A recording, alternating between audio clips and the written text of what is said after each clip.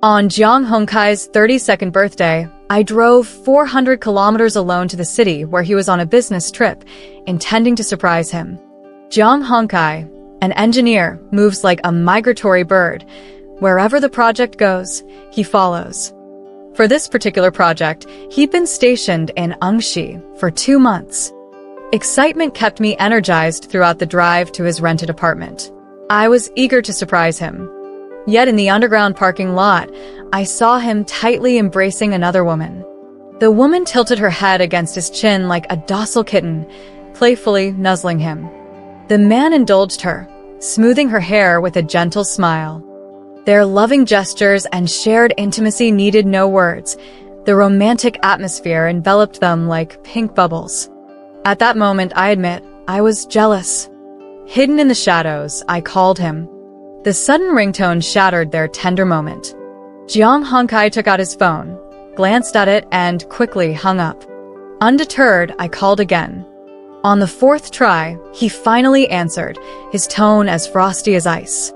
"I'm busy. Speak quickly." "It's nothing, just wanted to say happy birthday." "Oh, got it," Jeong Hongkai replied, showing no intention of continuing the conversation.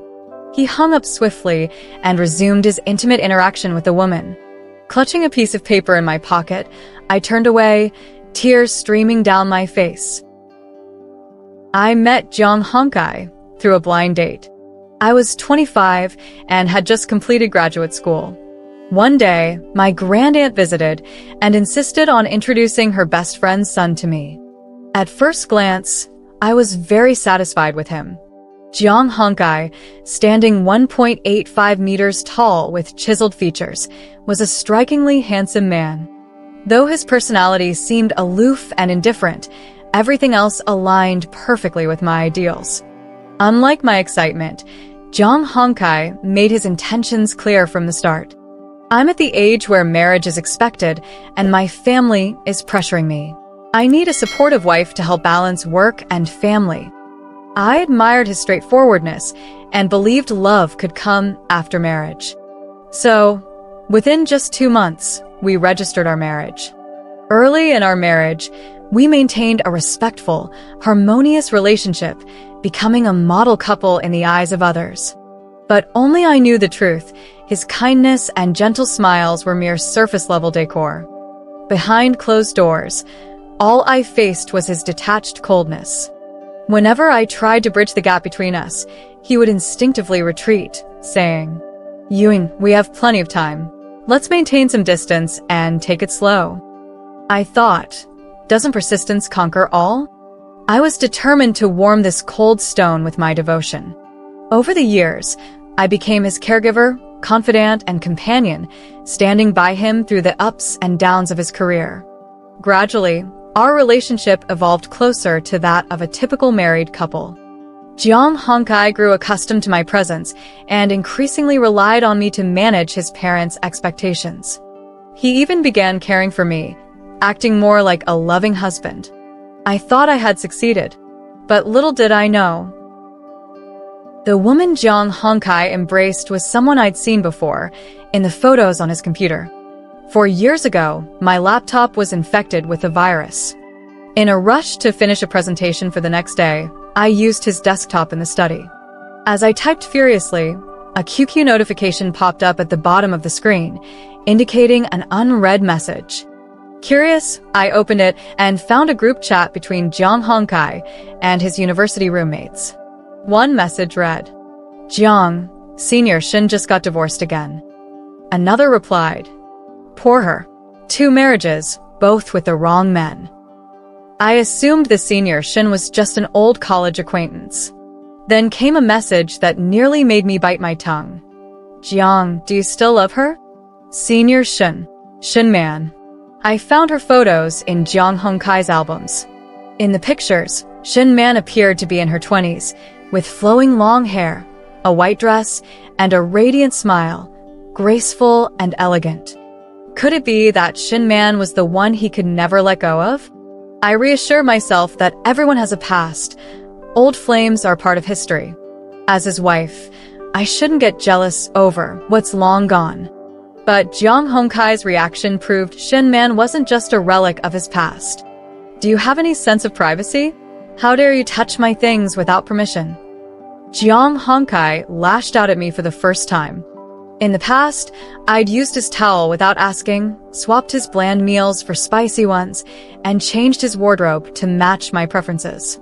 He'd only ever responded with a helpless smile. But this time, his outburst made me realize I wasn't nearly as important to him as I'd thought. Because of this incident, Jiang Hongkai gave me the cold shoulder for over half a month. I asked my grandaunt if she knew a woman named Shin Man. She froze for a moment before stammering. How do you know about her? Because she might be the one Jiang Hongkai can't forget. Oh, what a tragedy.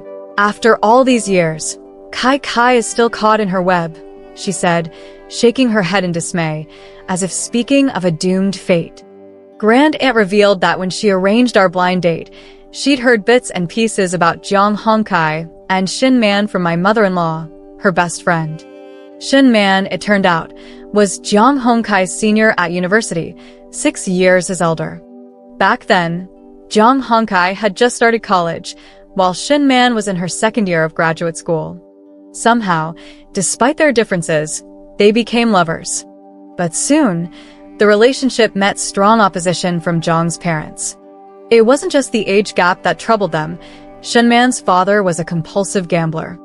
After being extorted by Shen's father for money multiple times, Jiang's parents firmly opposed the relationship. To force their approval, Jiang Hongkai once held a knife to his wrist, threatening to end his life if they wouldn't give their blessing. Oh, you have no idea how stubborn Kai was back then. He didn't care about the gossip surrounding our family. All he wanted was to be with that woman. It was like he was bewitched or something. Grandaunt sighed deeply. Whether or not he was bewitched, one thing was clear. Jiang Hongkai loved Shin Man so much he was willing to gamble his life for her. A prominent scar marked Jiang Hongkai's left wrist, usually hidden beneath a watch. What happened? Why would you hurt yourself like this? I once asked, heart aching, as I held his arm after a shower. Jiang Hongkai pulled his arm away and continued drinking, saying coldly, "Some things you wouldn't understand." His tone carried a condescension that made me feel like an ignorant fool in matters of love. So while he remembered risking his life for love, he never acknowledged the sacrifices I'd made to love him. When Grandaunt first proposed introducing me to someone, I initially hesitated. At the time, my heart still belonged to someone else. But when I discovered the man she was introducing was the very one I had been searching for, I agreed without hesitation. Even though I knew from the beginning that Jiang Hongkai didn't love me, I married him anyway. In our marriage, we played the roles of a perfect couple, though it was all for show. Rarely did Jiang Hongkai smile at me. Yet I believed that one day he would accept me. Over the years, I acted like a patient artisan, carefully chipping away at his icy exterior, slowly embedding myself into his life. I thought the seeds of love had finally started to bloom, only to see everything crumble in the end. "Eneen," Grandaunt said apologetically, "I should have told you everything back then. Don't worry, I'll talk to your mother-in-law about this." I quickly stopped her. "Grandaunt, this is between us. Let us handle it ourselves. Thank you." That evening, my mother-in-law called, asking me to prepare a family dinner the next day. Previously, she would arrange such gatherings, but ever since I joined the family, she happily delegated the task to me. Go to the market early, the morning produce is fresher. Buy some beef, fish, shrimp, and fruit. And hurry back to start cooking. Don't forget the sea bass. Kai loves my steamed sea bass. And when you come, dress nicely. Don't wear those casual clothes again. People will think Kai doesn't give you money for proper outfits. I cut her off. "Mom, I'm pregnant." The other end went silent. Her reaction was far from the joy I had anticipated. "Are you sure it's Kai's child?" Her sudden doubt made me feel both humiliated and furious. Was she questioning my integrity? "Mom, what do you mean? For years, you've pressured us to have children. And now, when I'm finally pregnant, You question if it's your grandchild? Well, who knows? After all, you've been married for years with no success. And suddenly, out of the blue, you're pregnant. Kai's been away for work a lot. Who's to say it's one of ours? If you don't trust me, we can always do a paternity test. But I can't promise the process won't harm your precious grandchild. Oh, come on now. I was just speaking off the cuff. She quickly softened her tone. You know how I worry about Kai being away all the time. Fine, when he's back, the two of you can get checked to the hospital. Unable to suppress my frustration any longer, I coldly told her, I can't guarantee he'll be back. You'd better call and check if he's with Shin Man instead. Who? What are you talking about? Her voice rose, full of shock and anger. Before she could say more, I hung up. On the day of the family dinner, Jong Hong-kai returned after all. My mother-in-law proudly paraded her son around, boasting to relatives and friends. Eat to your heart's content today. Our Kai just completed another major project, and rumor has it he's up for a promotion soon. And try the new dishes. My daughter-in-law practiced for over a month to perfect them. You must taste her hard work. She basked in their flattery, her wrinkled face beaming with pride. I sat behind her, forcing a smile. This woman could really put on a show. That morning, I had slept in until noon. When I finally checked my phone, it was filled with missed calls from her. I chuckled, turned off the phone, and leisurely went back to sleep. Family dinner? What did that have to do with me? Just because I was compliant, she thought I was free labor. In my absence, my father-in-law had secretly ordered food from a restaurant and plated it at home, passing it off as my cooking. She even gave me a meaningful look, signaling me to play along. As everyone ate, they whispered amongst themselves, their expressions priceless. I kept my head down, eating in silence, until I noticed Jong Hong-kai's phone light up on the table. A quick glance at the message preview revealed it was from Shin Man. Kai, my ex-husband's here again. I'm scared. Please come quickly. Just from the delicate avatar, I could tell it was her. Sure enough, before dinner was over, Jong Hong-kai made an excuse about work and left in a hurry. I chased after him. Are you going to see Shin Man? Caught off guard, he didn't deny it. She's in trouble. I need to help her. Help her, or can't bear to leave her? I pressed.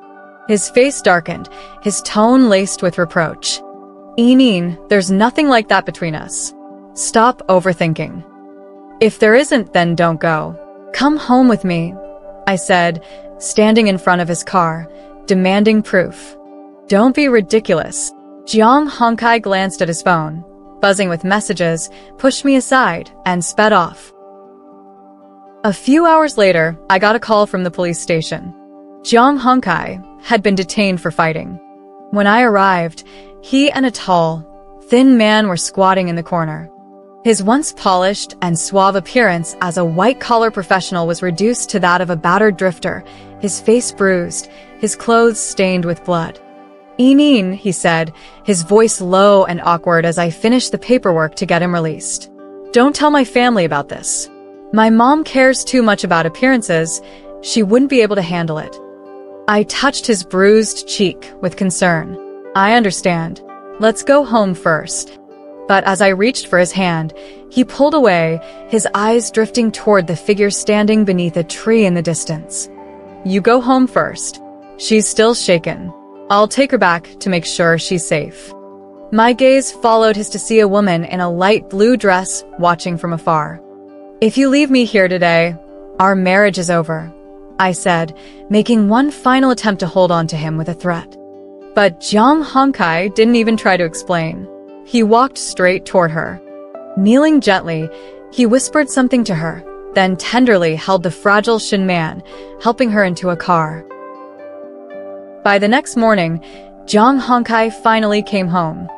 We need to get a divorce, I said, stretching my legs, stiff from a sleepless night, my tone cold and detached. Eenin, stop being ridiculous. I'm exhausted and just want to sleep, he said, massaging his temples, assuming I was throwing a tantrum. I'm not joking. Divorce. I'm letting you go. He sighed in irritation.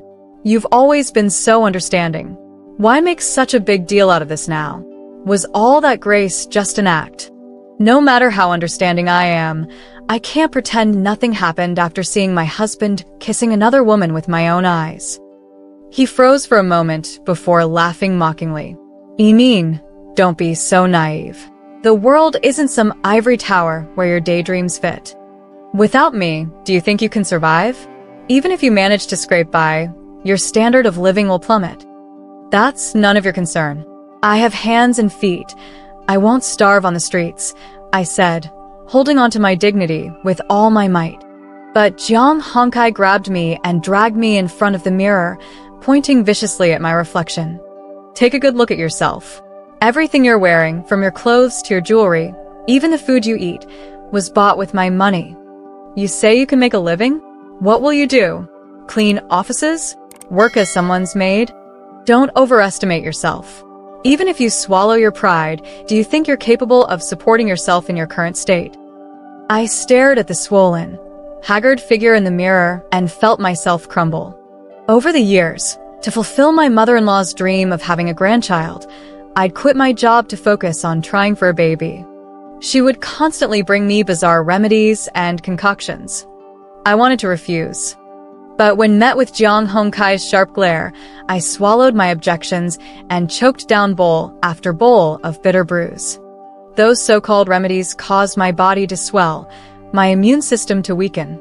At its worst, a simple walk downstairs to pick up a package left me breathless, my hair falling out in clumps. I was barely past 30, but looked like I was in my 40s. Then, 3 months ago, after a drunken night, I accidentally conceived. I thought this baby might be the turning point for our marriage. But as it turned out, no one cared about this new life at all. Feeling utterly defeated, I finally initiated the divorce. Jiang Honkai tore up the divorce papers I'd prepared and went back to the bedroom to rest. Emin, Shunman was shaken up yesterday. Let me nap for a bit, and then I'll check on her. You're great at making soup, aren't you? Why don't you make her some? I stared at him in disbelief, but he remained indifferent. Don't look at me like that. Shinman isn't just an old flame. She's my senior. Morally, I have to help her. You're my wife. Shouldn't you understand? Fine. He softened his tone for once, attempting to coax me. Once she's sorted things out with her scumbag ex-husband, we'll just be normal friends again. Then we can move on with our lives. He patted my shoulder and went back to bed. Normal friends, I muttered repeatedly. What kind of relationship do they have now, then? When Jiang Honkai woke up, I had already filled a thermos with corn and spare rib soup and prepared a fresh set of clothes for him. He hugged me excitedly. Enin, thank you. Shun Man will appreciate this, too. Once you get to know her, you'll like her as much as I do. Feigning exhaustion, I dismissed him, saying I was too tired to chat. After waiting for him all night and working all morning, of course I was tired. Jiang Honkai left, happily carrying the thermos. I turned around, went back to the bedroom, and began packing my suitcase. Clothes, books, accessories, shoes. After an hour of sorting, I realized I had shockingly few possessions in this house. So few that everything fit into a single 26-inch suitcase. It hadn't always been like this. 5 years ago, when I first moved in, the house felt like a model home, cold and impersonal. The decor was all gray tones, even the curtains. Apart from the basic furniture, there wasn't a hint of life. Over time, I'd slowly added little touches, gradually making the place feel like a home. At first, Jiang Honkai found my efforts excessive, deeming them unnecessary. For instance, he thought curtains only needed to block light and provide privacy. But I believed that having beautiful curtains could brighten one's mood every morning. He thought cooking at home was a waste of time when we could eat out. I thought meals prepared with love added warmth to a home.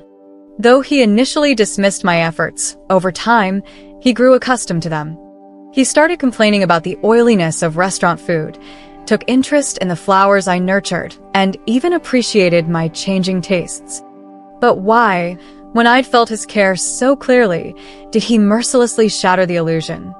Suddenly, my phone buzzed with a few notifications, signaling new messages. Opening WeChat, I saw it was from Jiang Hongkai, or more precisely, from Shin Man, speaking through his account. Yuyin, thanks for the soup. It was delicious. No wonder Kai Kai is so well taken care of. You probably know about my situation by now. Kai Kai is just too kind-hearted. He can't bear to see me suffer. But don't worry, I'm just borrowing him. I'll return him to you in a while. The message ended with a playful, girlish emoji. I couldn't help but marvel at this nearly 40-year-old woman's enthusiasm for acting cutesy. I responded coldly, no need to thank me.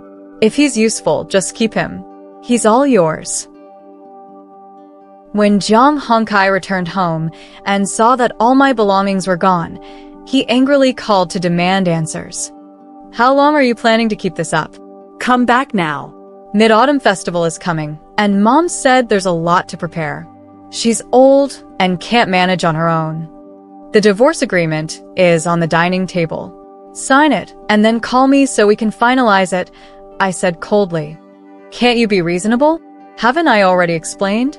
Shin Man and I have nothing going on. I just feel sorry for her. It doesn't matter anymore. I want a divorce, I replied, ending the call. I took the bowl of chicken soup my friend Amron handed me. Don't stress yourself out, she said, placing my phone in a drawer. You've just had surgery. Focus on resting and recovering. Tears dripped into the soup as memories flooded back. I thought of the times I'd fought with Jiang Hongkai and packed my suitcase to leave. He would always call me childish and irrational. In truth, I just wanted to see if throwing a tantrum could make him care about me. I didn't want to only be Mrs. Jiang when he needed me for appearances. When no one was around, I was nothing more than a replaceable ornament. I cooked for him, nursed him through his drunken stomachaches, and managed every household detail, all to make him care about me, bit by bit. But now, I finally understood. To him, I was merely a lubricant, facilitating the smooth transition between his family life and career. The core of his heart would always belong to Shin Man. There had never been space for me. 3 days later, a beautifully wrapped gift box arrived at Anren's house. Inside was an elegant apricot-colored dress. There was a note. Stop making a fuss and come home. You're an adult. Do you really not know how to prioritize? I knocked the box to the ground. I had never liked dresses. First, my carefree nature suited pants better, offering the freedom I craved. Second, I had always been active and dresses felt inconvenient. Yet, year after year, Jiang Hongkai stubbornly chose dresses as his apology gifts. It wasn't until I met Shin Man that I realized it was her who loved dresses. He just assumed all women did. In the past, I might have feigned delight to give him an easy way out. But now, I refuse to deceive myself any longer. As my health improved, I began looking for work. I returned to my old university and politely asked if I could resume teaching. The department head looked apologetic as he explained that there were no vacancies. After nearly half a month of searching, I was still empty-handed. By chance, Amron mentioned that her cousin Xiaofeng had recently opened a tutoring center with a partner, focusing on academic support for children. Hello, I'm Xiaofeng, Amron's cousin. At our first meeting, Xiaofeng left a strong impression. It wasn't just his tall, athletic frame or striking features, but the vibrancy and determination he exuded. His energy stood in stark contrast to my own worn-out state, a reflection of how my 5-year marriage had drained me of all passion and confidence. I decided to give it a shot and joined his team. Thanks to years of teaching experience, I quickly earned the trust of both parents and students. Except for one boy, Lin Hao. He was clever and quick to grasp concepts, but his attitude toward learning was abysmal. He often acted out just to provoke his teachers. Determined to address the issue, I called Lin Hao's parents to arrange a meeting. To my surprise, his mother turned out to be none other than Shin Man. Her expression betrayed her initial shock, but she quickly composed herself, strutting in like a proud peacock. Well, Isn't the world small?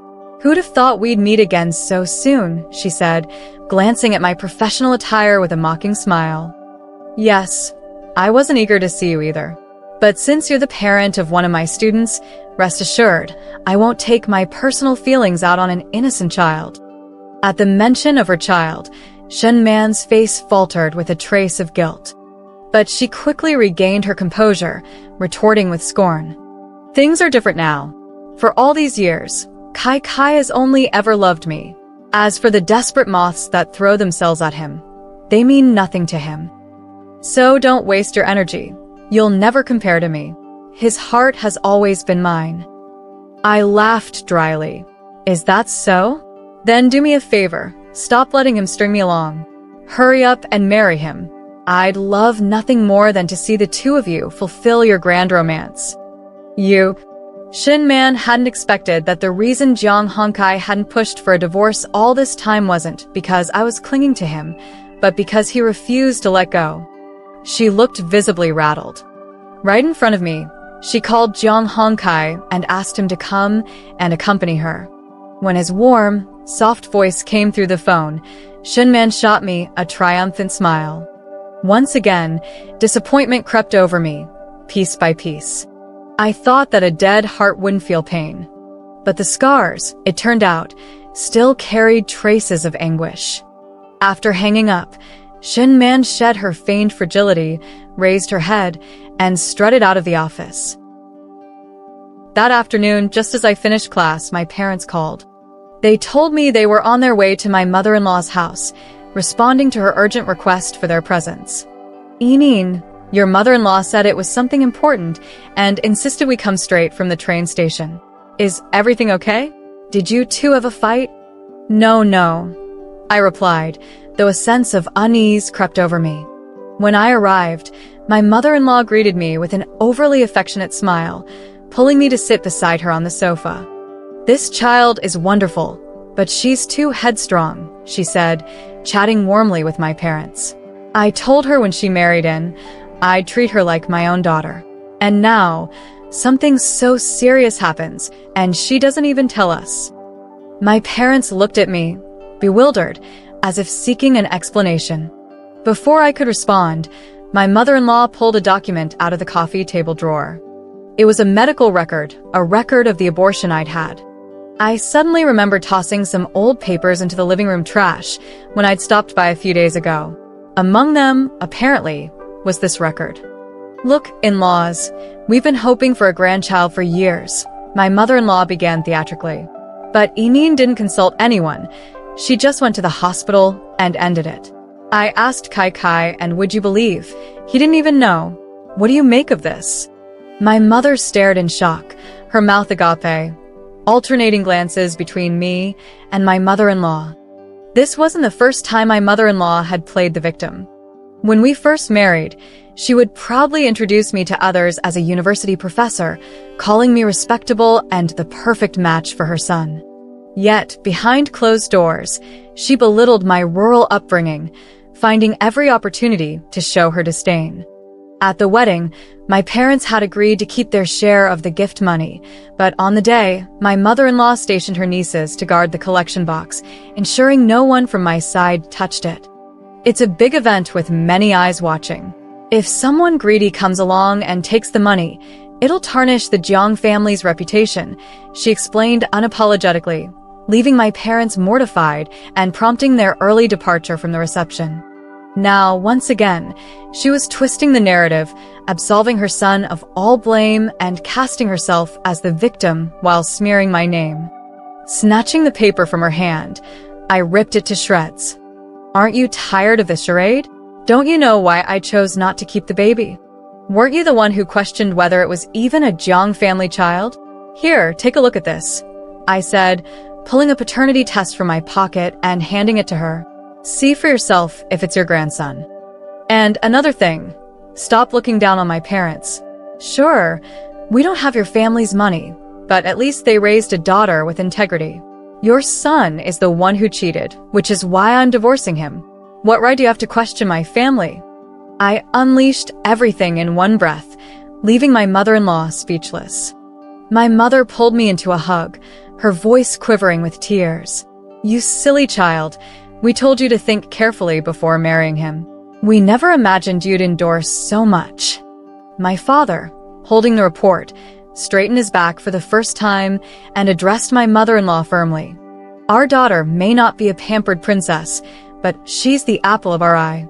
You can't treat her this way. If your son can't make her happy, we'll take her home. Better for her to be our little princess again than a workhorse in your family." "Wait, in-laws, this is all a misunderstanding," my mother-in-law stammered, flustered and at a loss for words. Without giving her a chance to protest further, my parents took me by the hand and left. I returned all the gifts Jiang Hongkai had sent over the past few weeks. Enraged, he came to my workplace, demanding an explanation. "An explanation? I haven't even confronted you about Shin Man, and now you want me to explain why I've been ignoring you?" I couldn't help but laugh at the absurdity of it. "Enin," he softened his tone unexpectedly, "I know you're jealous of Shin Man, but you also know my mom would never allow me to marry her. You're the daughter-in-law she's chosen." His words made my stomach churn with disgust. Was this really the man I had once admired? 6 years ago, on a crowded bus, I'd been harassed by a stranger. While others turned a blind eye, a young man in a blue shirt stepped forward to defend me. His resolute voice encouraged the others to speak up, eventually driving the perpetrator off the bus. That young man was Jiang Hongkai. I had wanted to thank him in person, but he declined. When fate reunited us years later through a blind date, I learned he was under pressure to marry and needed a capable wife. I eagerly agreed, thinking I was marrying a hero. But now, the hero had turned into a two-timing scoundrel. I questioned if I'd been blind, betting my happiness on him. "Stop wasting your energy. My mind is made up. If you don't agree, I'll file for divorce in court." I didn't want to argue further and turned to leave, but he grabbed my wrist tightly. "We're still married. You're my wife. Come home with me and let's talk this out." Pain shot through my wrist as he forcefully pulled me toward the door. "He doesn't want to go with you. Can't you see that?" Xiao Feng stepped between us, pulling me behind him and firmly telling Jiang Hongkai to leave. Jiang's eyes darted between me and Xiao Feng, his face contorting with fury. "Enin, is he the reason you're divorcing me?" I marveled at his audacity, but couldn't even summon the energy to argue. I let Xiao Feng send him away. A week later, Jiang Hongkai sent over the divorce agreement. I read through it from beginning to end. The house had been purchased by his parents, and the 2 shops were gifts from them, so naturally, they were his. The car I drove was a wedding gift from my family, so it was mine. Throughout our marriage, we maintained a strict financial split, with no one taking advantage of the other. There wasn't much to divide. I chuckled bitterly.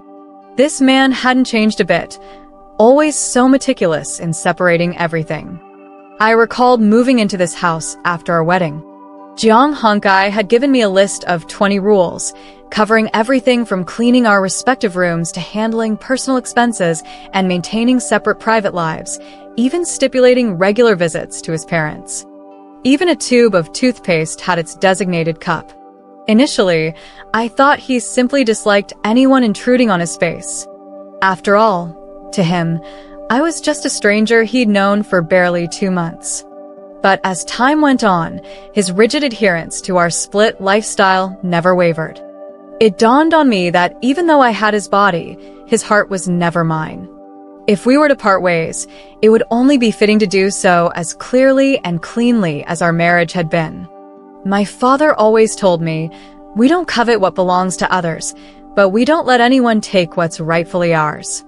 As the one at fault in our marriage, Jiang Hongkai deserved to face the consequences of his actions. I drafted a revised divorce agreement and had my lawyer send it to him. I also texted him, letting him know I had evidence of his infidelity. If he didn't want me to expose it at his company, he'd better sign the divorce papers promptly. With his promotion on the line, competing against 2 other candidates for the position of general manager, I was certain he wouldn't risk his career. Sure enough, he quickly agreed. In the end, I walked away with half the house's value and one of the shops.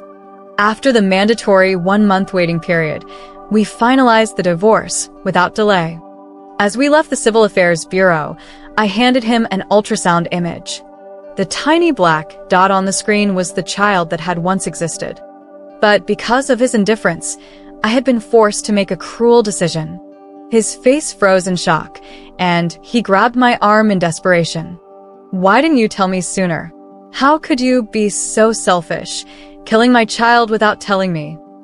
His voice was filled with anger, his eyes accusing me as though I were a heartless monster. I laughed coldly. And what would have changed if I told you? Would you have stopped running to Shin Man?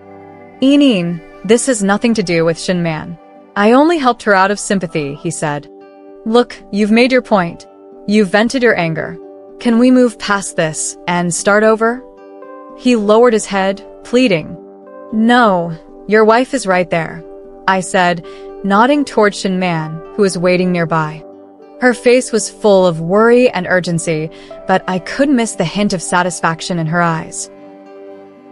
When my mother-in-law learned I had taken half of her son's assets, she stormed into my workplace.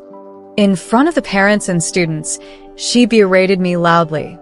You used to act so sweet and innocent, but as soon as you found a new man, you fleeced my son dry. How can someone like you even be a teacher? Don't think I don't know. That child you aborted was probably someone else's, and you were just trying to cover it up before anyone found out. My poor son, you've completely fooled him. And all of you, watch out. Don't let her corrupt your children. The crowd whispered and pointed at me. Enough, I shouted, cutting through the commotion. Your son cheated first. While I was at home, he was out caring for someone else's wife and child. Why should I stay with him? You're slandering him. Oh, did Jiang Honkai not tell you that he's still with Shin Man? At that, her face turned pale, and she slinked away in embarrassment. That evening, as I left the office, I saw Jiang Honkai lingering outside the building. Eneen, I'm sorry about what my mom did today, he began, looking ashamed. I cut him off. Don't let either of you come near me again, or I'll call the police. Eneen, I know I was wrong, he said, lowering his head like a scolded child. You were a great wife. I didn't realize how hard life would be without you until now. Things with Shin Man are over. Let's start fresh, okay? I shook my head with a bitter smile. It's too late. My heart is dead. How can we start over? As I'd predicted, his claim that things with Shin Man were over was wishful thinking. Her controlling ex-husband wasn't someone who would let her go easily. Jiang Hongkai's attempt to pay him off only escalated the situation. Not long after, he was arrested for intentional assault. To secure his release, my mother-in-law handed over the house and the shop as compensation to Shin Man's ex-husband. Though Jiang Hongkai was eventually freed, his career was ruined. The family's wealth vanished overnight, and his parents aged by decades in mere months. Meanwhile, Jiang and Shin Man continued their on-again, off-again relationship, their drama tormenting his parents at every turn.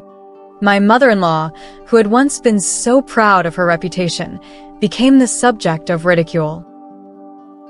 2 years later, I saw Jiang Hongkai again. I had saved enough money to take my parents on a trip abroad. On the way to the airport, we passed the scene of a horrific car accident. I overheard onlookers say the couple in the car had been arguing. Shin Man had grabbed the steering wheel in anger, causing the car to veer into a large truck. The car was split in half. I saw Jiang Hongkai, covered in blood, being carried into an ambulance. The onlookers murmured that his injuries were severe. If he survived, he'd likely be permanently disabled. Shin Man wasn't as fortunate. She was pronounced dead at the scene. My mother placed a comforting hand on my shoulder, unsure of what to say. I smiled and reassured her, "Don't worry. It's all in the past." Those memories felt like a distant dream, swept away by the hurricane of betrayal. Now, all I want is to focus on my work, cherish my family, and embrace a renewed version of myself, Yuin.